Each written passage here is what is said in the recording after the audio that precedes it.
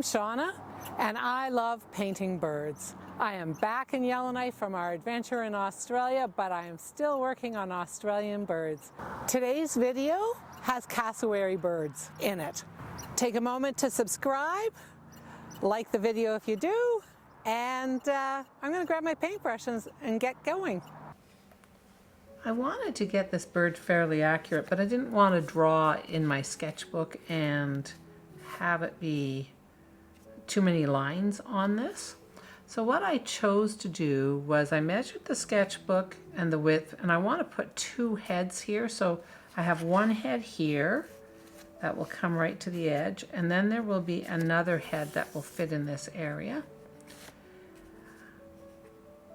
I drew a simple grid, and then I removed it from the sketchbook. You can see that it's been removed from the sketchbook. But I don't want to use graphite paper or anything like that. So I have a very simple method to use to be able to transfer it over. I'm going to flip it over. And normally I do this right on the window because I don't really want to have too many lines, but I'm going to show you what I'm doing. I'm putting graphite on. I'm not putting it on very heavily. I'm certainly not pressing hard. I'm using the broad side of the pencil to cover the area quickly.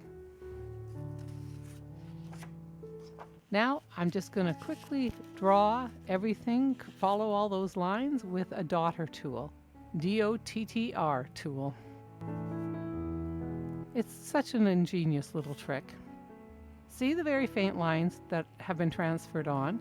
They're so light, they're not going to impact your painting, and you can erase them with great ease. Let's get painting. I continue to work with gouache throughout this whole sketchbook. I'm starting on the head using a mixture of very little bit of permanent green light, a very little bit of phthalo blue, and maybe not quite enough white.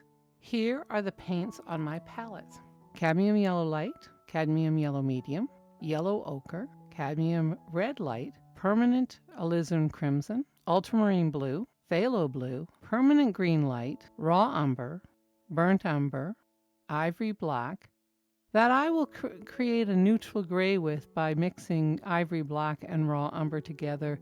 And I kind of did values 9, 7, 5, and 3. And I'm putting on lots of white. I now put a dab of white about 1 centimeter or 2 away from each of the separate colors. What I have discovered is that when I used a single pile of white, it gets completely cross-contaminated with colors as I'm mixing, which is really quite annoying. So by separating it out, it's far more successful when each paint color has its own little blob of white to work from. I do clean my brush between, but it does help to keep the white and all the other colors clear, crisp, like I want them to be. It takes some getting used to the fact that gouache dries so much darker than when it's painted on.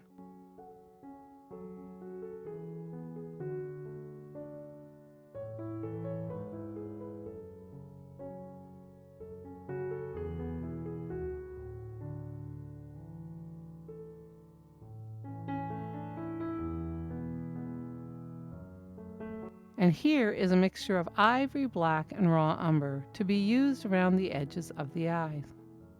Boy, the camera is sliding weirdly here. I'm not sure what it's doing. As I came back, it's like, okay, I guess it wasn't so firmly attached. As I work on the eyes, I am mostly using yellow ochre for the base of the iris. We know that eyeballs are a sphere and that they are also clear, so the light funnels through and is often reflected lighter at the bottom. There is a darker area near the top simply because that is where the eyelid is over it. Putting the pupil on the iris here. I struggle with getting the light area of the head light enough. Yeah, it was just a challenge. Part of the challenge is that the image I am working from had a really dark background, so that the lights look so much lighter. but I'm painting on a white background, which makes the lights look much darker. On I go to the crest that is at the top of the cassowary's head. It is called a casque or a helmet. I find it interesting that the outside of the helmet is like our fingernails, which is keratin, but the inside is a spongy material. So cool. This helmet is quite fascinating to look at, as well as to paint, because it looks like there are little gouges in it, which shows as a range of colors and values on the casque. Each time I work on the eyes, I'm actually slowing the video down so you can see what I'm doing as I paint them. Here I am putting on the highlight in the eyes with some white. I put a tiny little bit down and I move it around, and I put a little bit more on and I move it around. And each time in between, I'm washing the brush, clearing it off, and really drying it quite well before I start to move again that little bit of paint. Each little bit builds up to those subtle highlights of the light reflections. These birds are really fascinating. Cassowaries are native to Northern Australia, a very small area of Northern Australia and Queensland, New Guinea, and surrounding islands. They are a flightless bird that still have the remnants of their flight feathers. I have photos to prove that, what remains of their flight feathers. They're very long and slender, certainly not going to help them to fly at all. They are like emus and ostriches, but not as big as an ostrich. They are the second heaviest bird on our planet. Ostriches are heavier. It's not hard to imagine that cassowaries are descended from dinosaurs. Just look at them. They look really ancient. The largest cassowaries can stand as high as 180 centimeters tall, which is how tall I am, and weigh up to 70 kilograms. With their inability to fly, they, of course, have very strong legs that can propel them at great speeds. Surprisingly, I've learned that they are strong swimmers. Cassowaries have been clocked running as fast as 50 kilometers an hour through the rainforest. Their powerful legs also help them jump high, up to 2 meters straight into the air. Their legs are also used for delivering strong kicks. Here I go, starting on the second head. Of all the images I captured of the southern cassowary, this particular one, where the bird looks surprised, is completely fun and totally inspired me to actually want to do this bird in my Great Australian Bird Adventure sketchbook. I love the surprised look on its face. Again, I use that simple trick with a graphite on the back of the drawing. I always use a soft pencil, a 2B or a 4B. Sometimes I need to paint something that is completely fun. This time for the transfer, I used a ball pen. It makes it easy to see if you've copied all the lines because the ink is blue compared to the black of the drawing.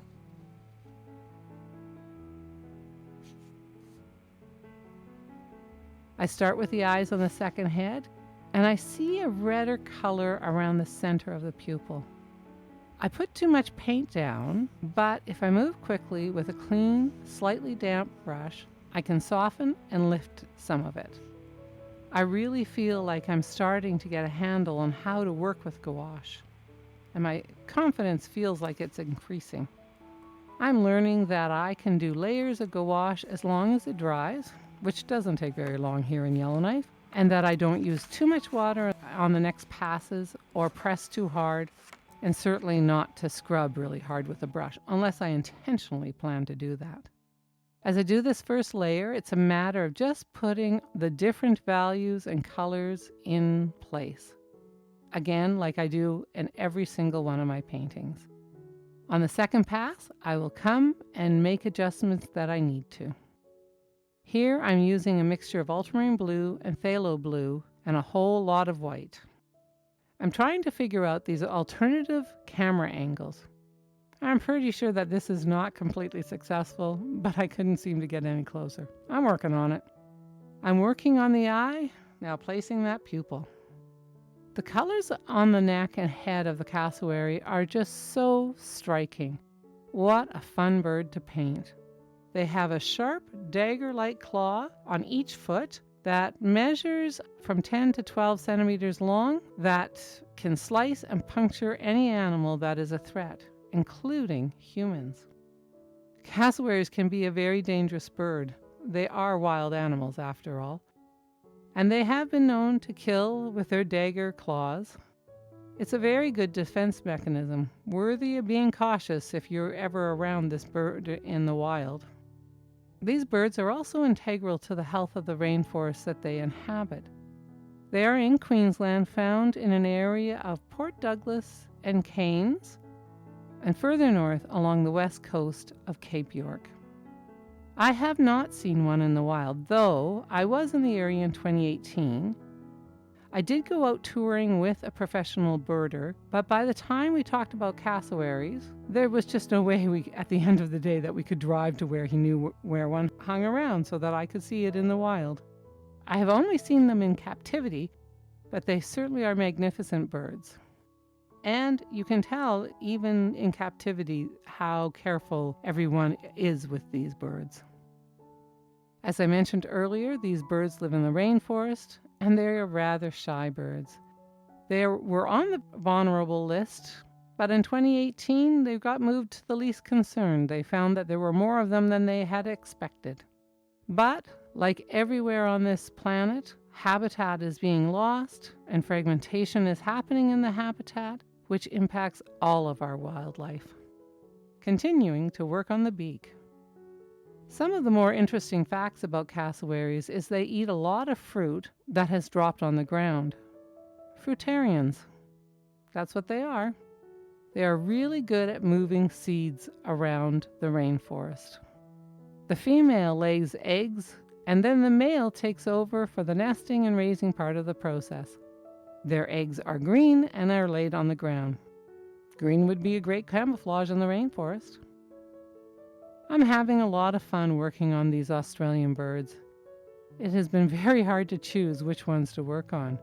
I am still compiling a list of birds that I have photographed during our trip. So far, I'm at 140 different birds. And I haven't even started into the month of April yet. We're getting close now to the end. I'm really pleased with how these two cassowaries turned out. Putting their little bits of fine feathers that are around them, they kind of look like eyelashes. They are striking birds.